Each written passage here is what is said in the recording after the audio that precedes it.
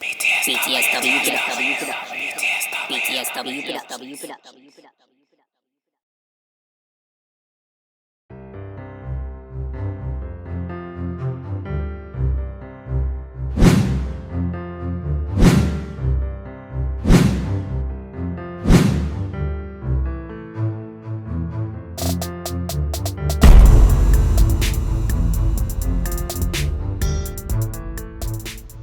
There's a theory in the Turks and Caicos where it says that you can only get a certain job if you know the right people. Let's see what their views are on this. I agree, but to a certain extent. As I said, I was in the islands a long time ago. It's been like 4 years since I've been there. And when I was there, that's how I knew the job system worked. So if you knew someone, that's how you got a job. So if your dad worked in a certain company, he could probably get you a link and get you a job in the same place he worked. If you had an uncle or something like that, that's how I knew it to work. But I don't know if it's the same thing now. But to be fair, knowing the island people, I doubt the system has changed that much. So it probably is still a case of it's about who do you know and what connections you have in order to get a job for yourself. I think that it can also be a disadvantage to some people, because you would have a person that is qualified to do a job and another person who probably is not as qualified as the next, and they would get a job because they know that certain person in that position. So in a way it's good, so you can do your networking and you can always have an opportunity at that job. But in a way it's bad because it affects a person who is qualified and who worked their way to get to that position. I can't say that I disagree totally, and I can't say that I agree. I feel that you need to know the right people in order to know who to apply to for this job, who you go through, who are the heads of the company, and so on. However, I don't feel like just because you know someone who's in a position to give you a job will guarantee you getting that job. There are so many other factors that need to be considered. However, I do feel that knowing someone in a position to give you a job that you've applied for can probably heighten your chances of you getting that job. It doesn't necessarily mean that you will get the job, or it doesn't necessarily mean that you have to know them to get the job. Because just look at people that apply from overseas and so on. These are people that don't know our people personally. They don't know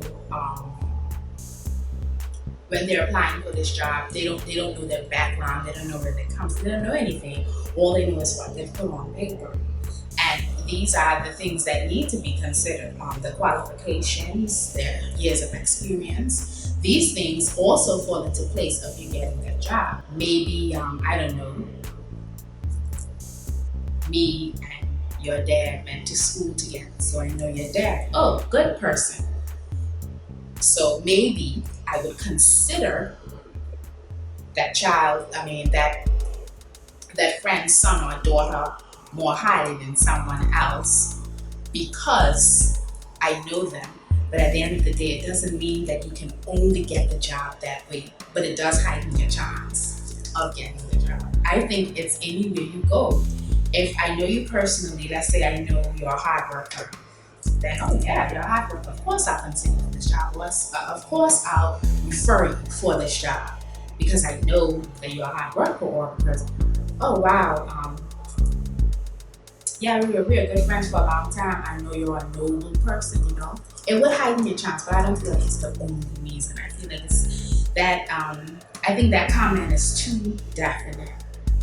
Basically, a reference would help in any case if you know someone, because people sometimes like to know who they're hiring, and a reference goes a long way. And I have seen in my years, I've seen people, go on a job with a reference because someone knows them and without. So it really depends on the position, and it depends on the situation and the circumstances surrounding the situation. One might think that because of the who you know theory, there may be a lost cause within the course you are currently undertaking. Let's see what they have to say about that. Well, with my course that I'm doing, so that's, if you don't know, is dual honors psychology, business management. It's a wide branch. I can either go into either or at the end of it. I don't think it'll have much effect in terms of me getting a job back home if I was to go home, because I'd have the proper qualifications. I wouldn't need the help of an external party to get me a job. I'll just need my CV and my degree and everything else I need to get the job. In terms of me going back home, I haven't really looked into that just yet. I think it'll be more of a case of work somewhere in the UK or somewhere abroad from the UK, and then move home later on in life, like when I'm 25 or something like that, just to like relax. So you think that once you had your qualifications, you shouldn't run into any problems if you were to go back home and try to get a job? I shouldn't do if I go to the right places to get a job. But then again, I don't know exactly where I would have to go. And then that's why I'll stay in the UK. So after I finish university, it'll be straight into the world of work here in the UK, where there's a large sector in both parties of my course. And I can just get a job and work my way up for a few years and just make money. I want to study law, and there's a saying that there's a lot of lawyers home, and some people won't get you basically would be brain drained. You would have to move to another country and search for career opportunities. I feel that what's for me is for me, regardless of the who you know policy, regardless of how many applicants. It could be 1,000 applicants and they only choosing 2, and I would be one of the 2, or someone else would be one of the 2. I just feel like what's for you is for you. Even if the who you know policy does occur, where, okay, this person is more qualified, but that's my niece, or that's my best friend's daughter, or that's my best friend's son. I have to choose them. If it's not for them, it's not gonna last. Anytime you're applying for a job, they want to know how much experience you have. And some jobs do require you to have a certain number of years of experience, the safety of people, and so on. And me, I would gladly, in my area, work under someone who's had about 30 years of experience. They could teach me so much, and that when they retire and I get their position, then I am badly equipped because I've worked under this person, I've also had my own experience, and I'm also qualified. However, I do feel that persons who have been there for a certain number of years, like there is a time when they should step down, just because after a while, when you get out of age, there is need to stop. You didn't start this, you didn't go to work all your life, you know? And it's not only about giving someone else a chance, it's about giving yourself a chance to enjoy life. Like there is a time when you sit at home and enjoy yourself, you know? Oh yes, I do believe that I can use it back home. I mean, there are so many avenues where my qualifications can be used at home, and there's at home in the TCI, I have so much vision for the country. There is so much that is needed. Because I've studied in the US, I've studied in the UK, I've had access to so many things, and I feel that if we introduce in certain industries and different areas of business to the islands, we cause people to get into more professions, have more jobs, more training can be done at home. You know, it would just be great. And I do feel that what I have and what I am acquiring can be used at home. Well, I don't think you should curtail your studies to fit in with what you think someone wants. However, You might find a job quicker if it's within the whole development program of the country. It's probably based on your economy. If your economy is based on tourism and finance, you're not going to go and study something, some industrial subject or something that is far out. So it's easier if it's within the whole policy framework, economic policy framework of the government. So I wouldn't think that you would not study the area based on what job someone would give you, but also you have to consider the economy in the Turks and Caicos Islands. Some might say that there is a negative movement in the Turks and Caicos Islands whereby foreign candidates with the required qualifications for management positions and other opportunities are getting the jobs that the locals are more deserving of. Let's see what the students had to say about this. I mean, if I was to go back home to work, I think my first place would be to look at Fortress. That's where everyone works, isn't it? Like, it's a large company, probably good benefits, and the workload will probably be in my lane of business management or something like that. But Fortress would probably be my first option if I was to go back home to try and find a job. I think, like, in terms of getting jobs, it shouldn't be a case of, oh, I was here first, I should get the job first. It shouldn't be something like that. It should be more like, okay, who's here, who has the qualifications, who has the determination and the time to put in order to get the job right and get it done as fast as possible. Now, if that's a foreigner, that's cool by me. If that's a local, that's cool by me. But if I was an employer, whether you're a local or not really isn't my issue. Is whether or not you have the qualifications. And if you will actually be an asset to my company instead of a liability. So that's my view. If you show up, as long as you have the proper information about this job, and you've probably had work experience in the job before, I'll be giving you a look instead of someone just arguing that, hey, I was born in the islands. Because being born in the islands doesn't give you much privilege. It just means you're born in the islands, you know it more. Doesn't mean you should have like more say on when to get a job. You have to work for what you want, and if you don't, then sorry for you. Firstly, Turks and Caicos Islanders are outcast in their own country, so you have a lot of foreign people that live there, and foreign workers, they are qualified for the job. So if they're qualified, I think they should have the position that they applied for. Now, if a qualified Turks and Caicos Islander come back home, migrate back home to their country, I believe that position should give up. They should give up the position. The foreign worker should give up the position, and a Turks and Caicos Islander can now work in that certain field. They say in Turks and Caicos Islanders should be first. And I do feel that in your country you should be first. But there are other things to consider. Okay? If I've just graduated from college, I have my bachelor's degree for an environmental health post, and there is someone that has a master's degree, a foreigner that has a master's degree for that same, post, and they apply and I apply, and they have 10 years experience and I have 0 experience, they should get the job. But for that 2-year period where they can train me, I can be their understudy. They can train me, they can show me how it is done, and then after their contract is up, they return and I take on the position.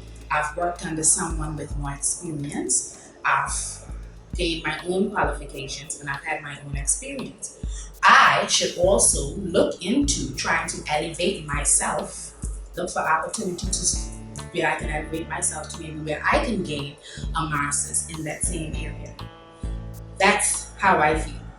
I don't feel like foreigners are chosen over locals because they are foreigners. I feel that in most cases, foreigners are chosen over locals because foreigners have more experience in the job area. They've worked in the job area in a bigger and bigger avenues than in the Turks and Caicos Islands. You know, you have someone that's coming from Jamaica that have worked with a population of, I don't know, let's say 10,000 people in just that one clinic. Where you come into Grand Turk, where you're working with 10,000 people on just that one island. That's a perfect person to walk under for the next 2 years to show you this is how you do it. What I have a problem with is giving them belong status so quickly when you know you have people being trained in the area. If they got belong status and they're there, then where do you put the local? Because they're local now. So you can't say, okay, well, she's local, she was born here. You gave them belonging status. We're no different now. So now this is where the theory of curry favor comes in. Well, she was born here and she has a master's and she has 5 years experience. So we're gonna kick this foreigner who has 10 years experience and who has the qualifications. We're gonna kick them out of the way to put the local in front. I think that's where this comment comes in, and that's what I have a problem with. I don't feel like you shouldn't give them belonging status so quickly. They come on a contract. They've come to gain and give and use. You are here gaining from them and giving to them. When the contract is done, they leave. Now let's say they don't leave because maybe fell in love and got married to a belonger. That's okay. They're a belonger. They're a belonger now. And are you going to tell me that you're going to remove my foreign husband for a native candidate, but he's a belonger because he's married to me? Oh, but she's a belonger because she was born here. Do you see where the fight is now? And that is where I think people are saying, well, I'm a born-bred Turks and Caicos Islander. I should be first. But when this person gets belonging status, they name the string might as well drop it because that's the status that you've given them. They've married a native. What could you do? And the thing is, I just feel like we need to just get out of that mentality and you just need to take it as it comes. If someone has gained a belonging status through marriage or through application, they are a belonger. End of. We can't look at them any different. And so we shouldn't say that they're getting the jobs that Turks Islanders are more deserving of. There is probably some truth to that, particularly in the private sector. And I think that also has to do with connections, people knowing each other, people who are there from a different country, and also developing and designing job advertisements and job descriptions around persons outside of the country and advertising them. So to actually fit a specific person, and that is probably happening. So to answer your question, yes, it might be some truth to it, but also, I think that your chances are much better if you are qualified, if you are continuing your studies and you do have something to offer, and if you have a case and you argue your case, you're in a better position if you do have the qualifications to, stop this sort of trend that is happening. If you knew that other TI students was hearing what you have to say and they actually want to go back home or they don't want to go home, any kind of thing you have relating to our future as TI students in the Turks and Caicos Islands, what do you have to say about that? I would say make sure you go out and you get your degree, whether it's college level or university degree. Make sure that in the field of work that you want to be in, you have at least some form or way of paper saying, hey, this is what I've done, I can show you this is how long I've done it for, and I'm educated to do it in this field or something like that. So if you are to go back home and you're in university right now, try to get the highest level of qualification you can get, which is a first. Try to get a first. And if you have to go back home with your first and your degree and give it to employers and just look for jobs that way. But don't depend on the fact that you are entitled to get a job just because you're an islander. Depend on the fact that you are qualified to get a job because you went to university for it for X amount of years. So yeah.